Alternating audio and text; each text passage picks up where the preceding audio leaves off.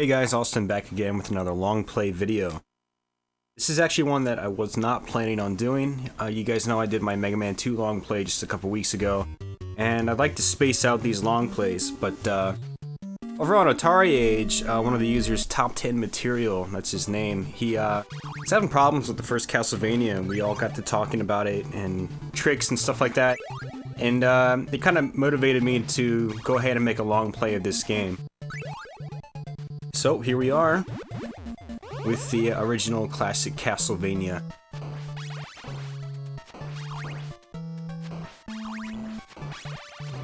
Now, I don't play this game nearly as much as I used to. I used to be able to roll through this game without a single hitch, but yeah, I'm a little rusty. Fortunately, I'm not as rusty as I was in, say, the Mega Man 2 video, because there was another thread on Nintendo Age just a couple weeks back talking about scoring in Castlevania.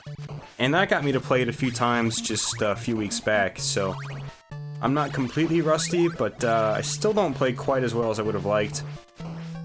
And you guys will see that later on in the game as I die once or twice.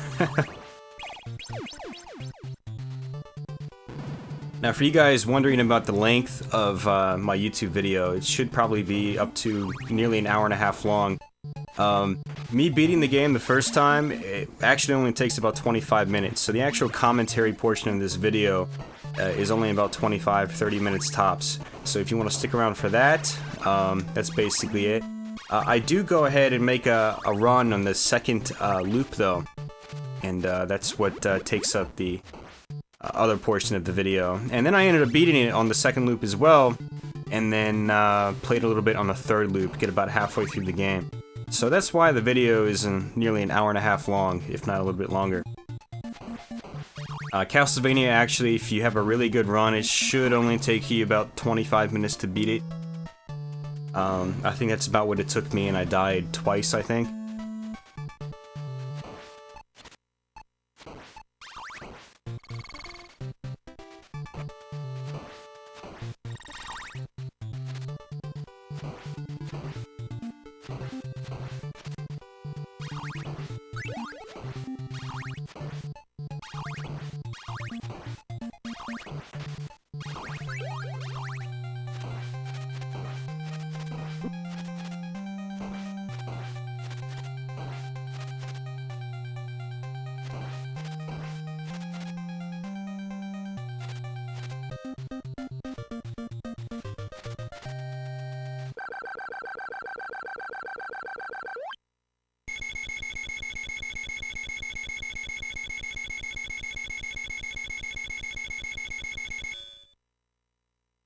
So here we are going on to level 2.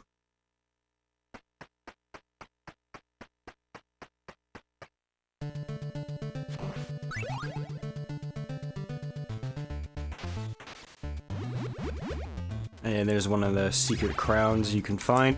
There's quite a few secrets like that thrown throughout this game, and I don't know where all of them are. I know where some of them are, but I don't know where all of them are.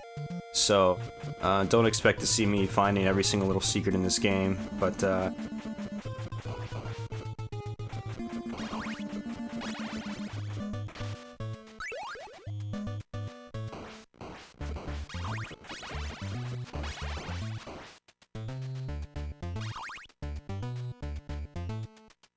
and just so you guys know, I'm actually playing this on the Wii via the Virtual Console.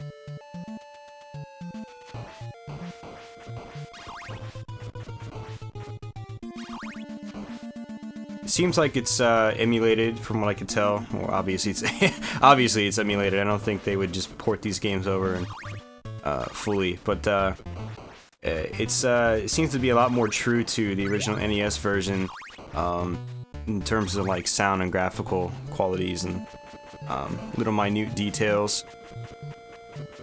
The only little sound difference I can hear is when you're falling down the pit to go to the cavern stage.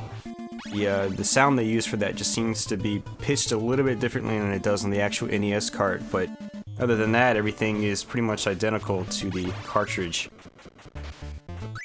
Which is kind of the perk of playing some of these games on the Wii's Virtual Console as opposed to just straight through emulation. It almost feels like the details are more accurate through the Virtual Console emulation.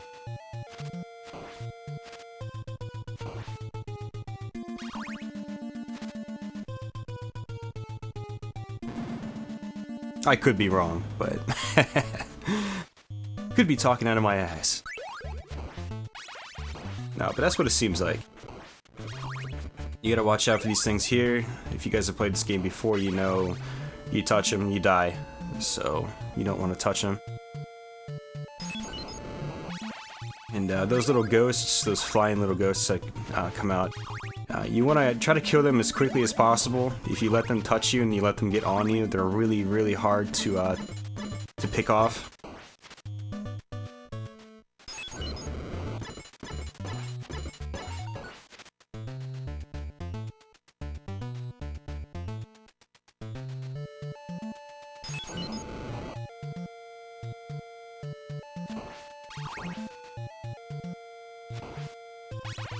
And there are the infamous Medusa heads. And they only get more annoying as the game goes on. And when you play the game a second time, when you beat it, or when you start the second loop, the Medusa heads are really annoying. They come out faster, they come out more frequently, and they come out in areas that they normally wouldn't come out on the first loop. And if you guys stick around and watch the second loop, you can see that in action.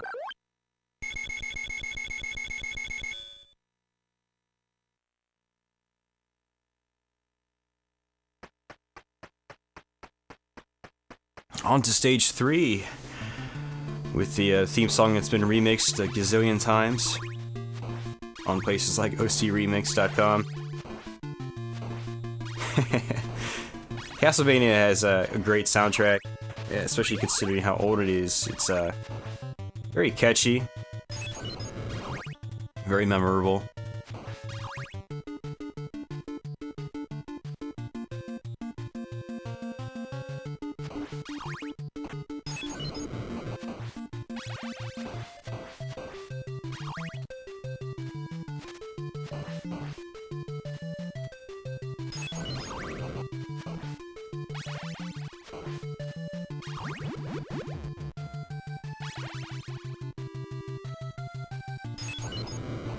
So a lot of people in Castlevania have a very specific way of playing. You know, for instance, they like to hold on to the holy water for when they get to the bosses. And I don't usually do that with the holy water. Up here, I'm gonna get the cross or the boomerang, and I usually find it's easier to get through the levels with the boomerang than it is with the holy water. The bosses might not be as easy to beat, but I don't usually have any problems with them unless it's the Grim Reaper or Death. I always have a problem at Death. He's the hardest boss for me, but like the mummies at this level, I don't have a problem without having the holy water.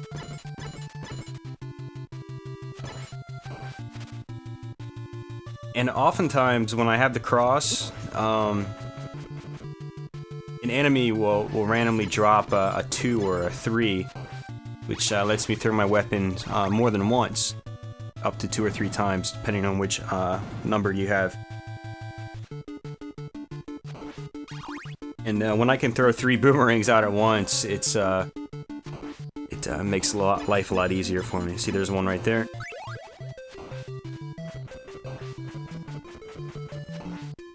The great thing about the boomerang is you can throw it, you can throw it and then start walking forward, so you can kind of move and be protected, except for that little instance right there. For some reason it doesn't hit that second skeleton.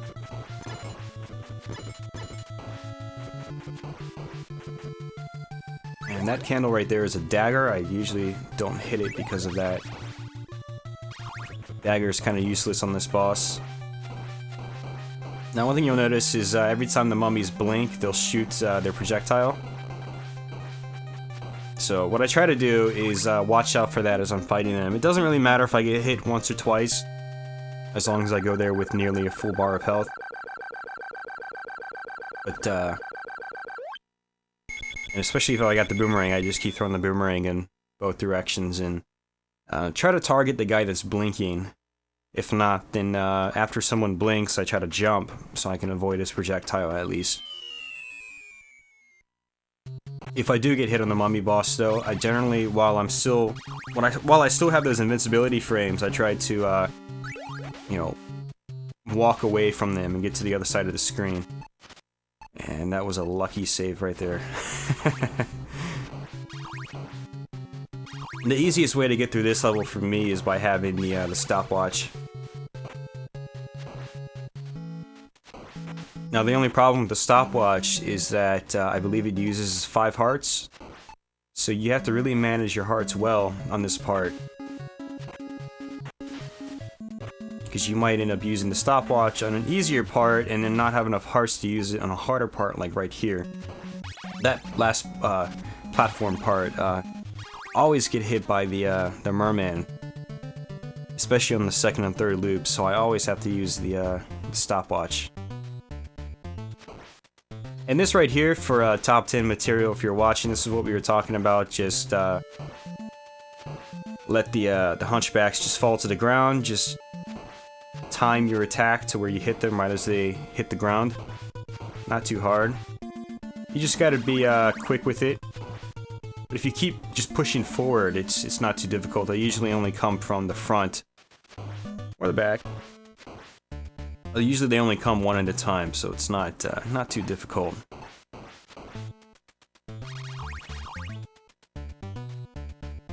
Now I think I don't remember, but I think that this is actually where I die for my first time. It's the Frankenstein boss, another infamous boss that a lot of people seem to have trouble with. There's actually a go ahead and get the dagger. There's a health item, right? And one of those blocks. But I passed it for now because I don't need it.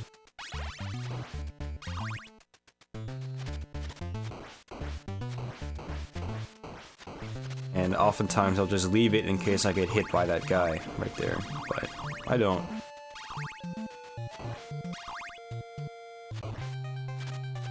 Now, if you hit the hunchback on top of him, you'll know he freezes. So one thing that's sometimes good to do is try to hit the hunchback occasionally. But not get hit by his fireballs at the same time.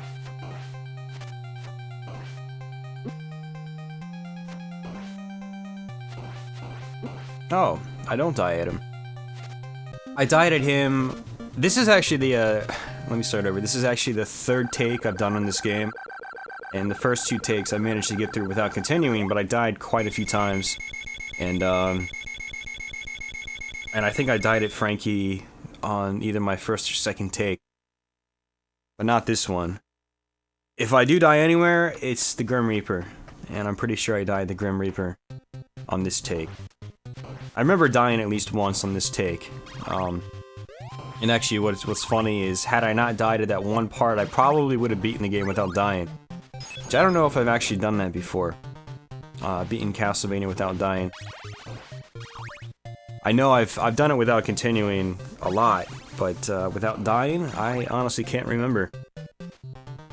I've been playing Castlevania ever since the 80s, so a lot of my memories for this game kind of just start to blend in together. I'm sure it's like that for a lot of the other people that especially that grew up with the NES and continued to play it after it was no longer viable on the market.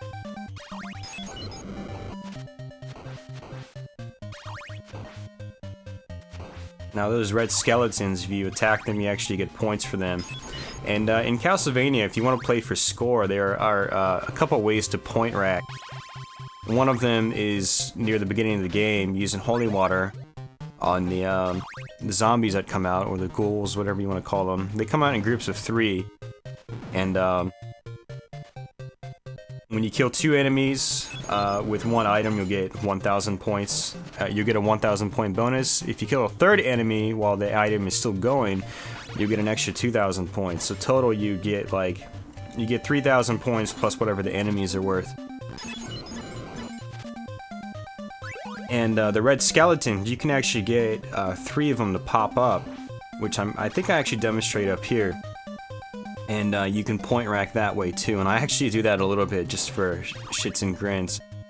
But you should see that here. I'm pretty sure I do it.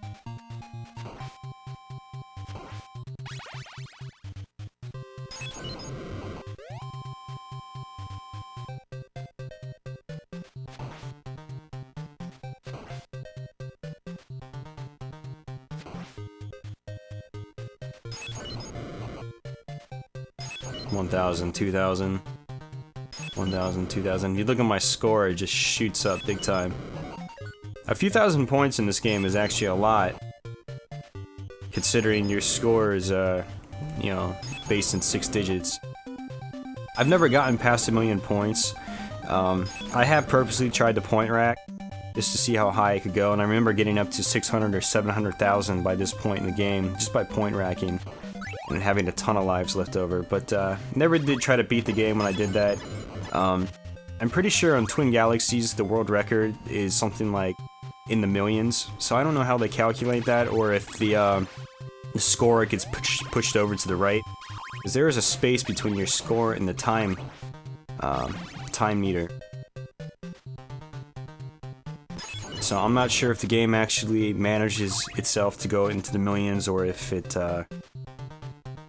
you know, they estimate it or whatever. But,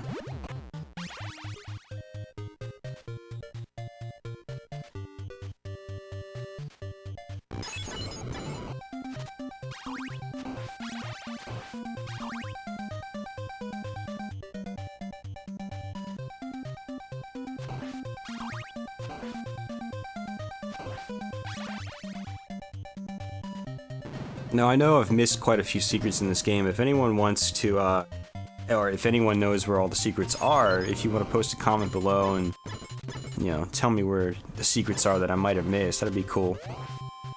I would like to know where they are, but I've just never bothered going on, like, Game Facts or something like that. I've never really been that interested in it. Or not interested enough to where I want to go and look for them on the internet.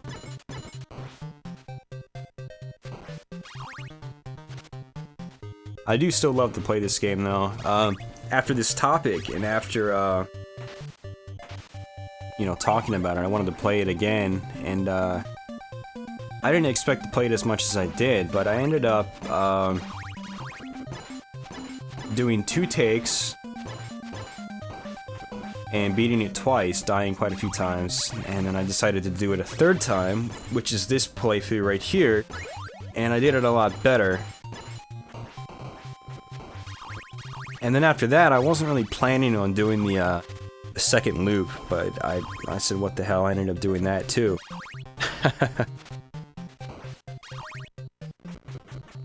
So all in all, last night I think I played this game about 5.5 times. And by the end of it all, my head hurt pretty bad. My head was actually kind of hot, because I don't know, I had just been playing it for so long. I think it's just all the patterns and stuff. Oh yeah. Yeah, cheap death. Note to self, when you beat death, his sickles still stick out there, so... And for top 10 material, if you're watching, here's the bone pillars I was talking about. You can just sit back, practice your shots, if you want to. What I do is actually, if I die here, I attack his fireballs a few times, eventually my whip power-ups will appear. So it'll make life a little bit easier. You get a lot of time in this stage, like 300 seconds or something like that, so... You can kill a little time just trying to power yourself up before moving on.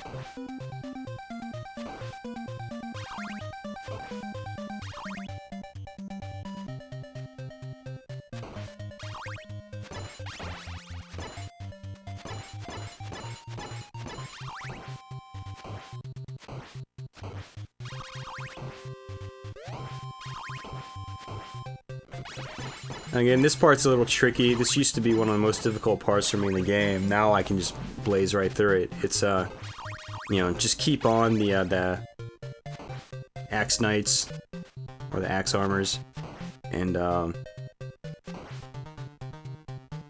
just position yourself. When you see a Medusa head coming, just walk back or walk forward, depending on where they are. You don't have to always just attack the Medusa heads. You can just, you know, position them to where they dip under you, and you can just walk right over them. That's generally what I do. Or try to attack when they're right on top of the Axe Armors. Position your attack that way. And actually that last part where I was just killing random Medusa heads. I was trying to see if one of them would drop a number 2, which Death manages to do here, which helps me out quite a bit. Really, the best way to go throughout this guy is keeping focus on the sickles first and foremost, because those are the things that are going to hit you on this boss fight. I very rarely actually get hit by Death himself, and it's the sickles that really give me some trouble. But you can kind of position where they go. They'll appear and they'll blink for a few seconds, and then they'll target you and come at you. So you can kind of position where they're going to go. The only problem with that is sometimes where they appear isn't in like the most convenient or ideal location. Now this part right here could be really tricky as well. You gotta really just keep moving, and I always grab the stopwatch.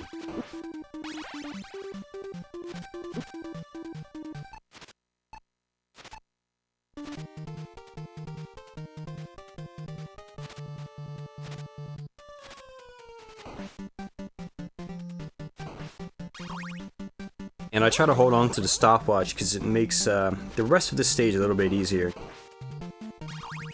There's an area where the hunchbacks are dropped from the sky, like earlier on in the game, and having the stopwatch makes it a hell of a lot easier.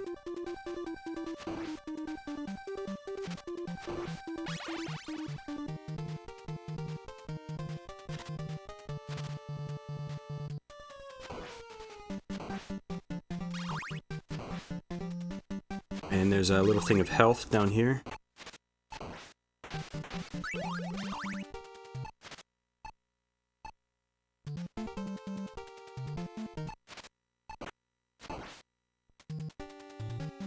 There's a secret here, and there's also a lone candle down there with without a platform. I'm curious if there's like an invisible platform or something. I actually didn't even think about that till last night.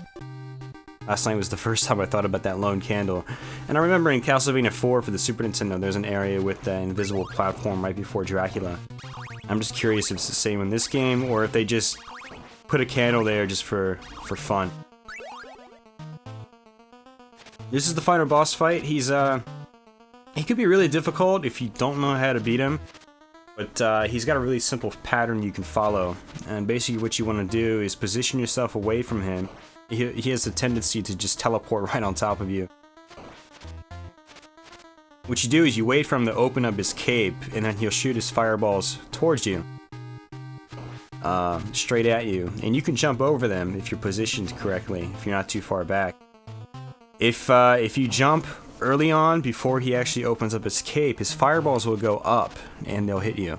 So if you just wait for him to open his cape and then jump, you can clear his fireballs without a problem. And it's just a matter of rinsing and repeating, as you can see as I'm doing right here.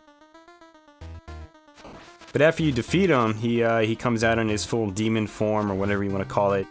And I didn't find this out until just recently, until the thread on Nintendo Age a few weeks back. And you can actually pin him down with the holy water. And for nearly my entire life, I always wondered why they put holy water here. I thought it was like the most useless weapon for this boss. And no, sure enough, it's the most useful weapon for this boss, especially if he drops a number 2 or something like that.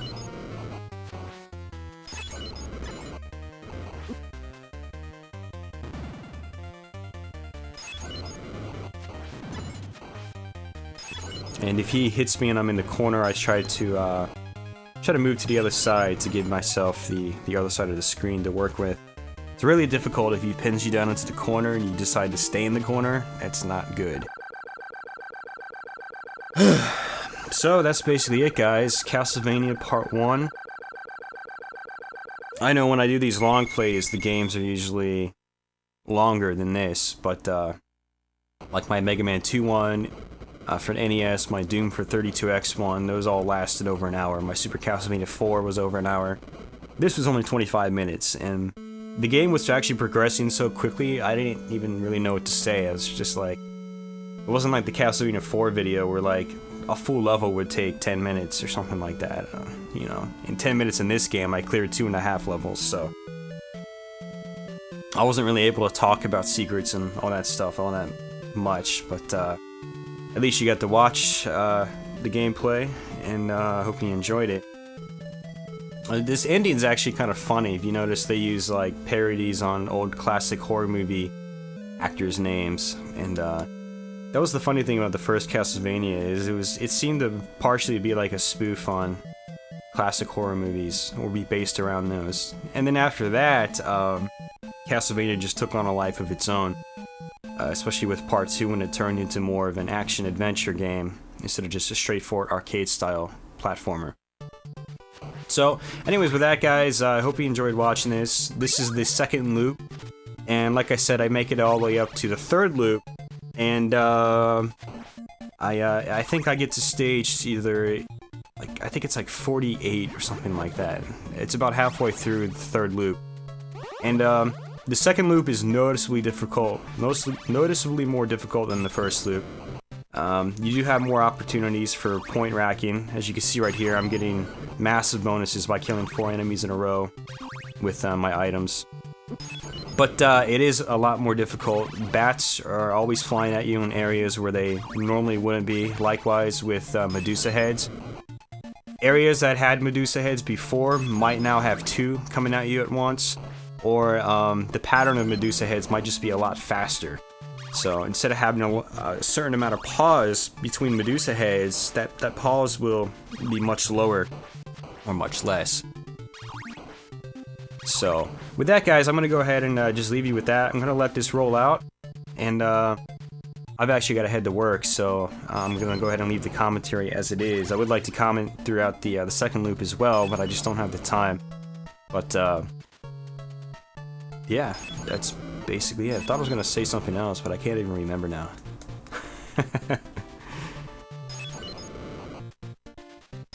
But yeah, I wasn't expecting or wasn't planning on doing this long play, so this will probably be the last long play I do in a little while. I need to start catching up on some reviews and stuff like that. Few subscribers, I've been just doing a lot of random gameplay videos throughout this past week or two, and then working on the podcast with Chris. That's kind of been taking up my my time as far as things with voiceover go. I've just been doing the podcast. I haven't really been doing any reviews or anything like that with voiceovers. But yeah, like I said, this will probably be my last long play for a while. But alright, with that, I'm going to quit rambling on, and hope you guys enjoy this second and third loop. And just feel free to leave some feedback or comments below. If I missed out on any secrets or anything, post those in the comments below as well. And for you guys over at Atari Age, and if you guys watching, thanks for watching, and I'm sure I will talk to you soon. Take it easy, guys.